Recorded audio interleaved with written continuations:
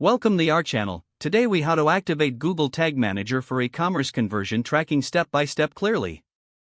To activate Google Tag Manager for e-commerce conversion tracking, begin by logging into your Google Tag Manager account. Select the container you wish to work with or create a new one if necessary. Next, navigate to the Tags section in the left-hand menu.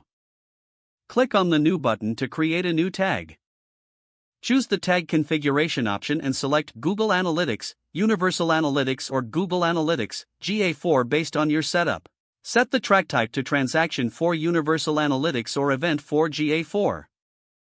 Enter the necessary details such as Transaction ID, Revenue, and Currency for the Universal Analytics option. For GA4, define the parameters like value and currency under the Event section. Next, scroll down to Triggering and click to add a new trigger. Select Page View as the trigger type. Save the trigger and then go back to your tag setup. Link your trigger to the tag by selecting it from the list. After ensuring all configurations are correct, click on the Save button to complete the tag setup.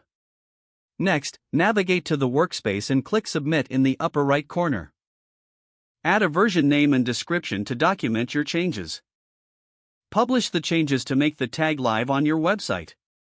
To verify that the conversion tracking works, use the Google Tag Assistant or Preview mode in Google Tag Manager. Visit your confirmation page to see if the tag fires correctly and sends data to Google Analytics. Once confirmed, you can check Google Analytics to ensure that conversion data is being recorded accurately. By following these steps, you can successfully activate Google Tag Manager for e-commerce conversion tracking. If the page does not load, refresh the browser or try again in a private or incognito window.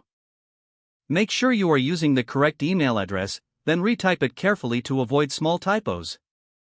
If your password is not accepted, use the Reset option and create a new strong password you can remember.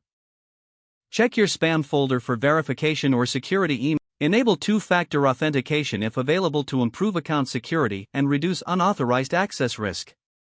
After signing in, review your profile details so your contact information and settings are accurate and current.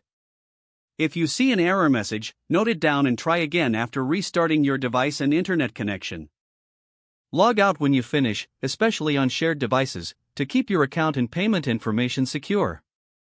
Don't forget to like this video and subscribe to our channel for more step-by-step tech guides.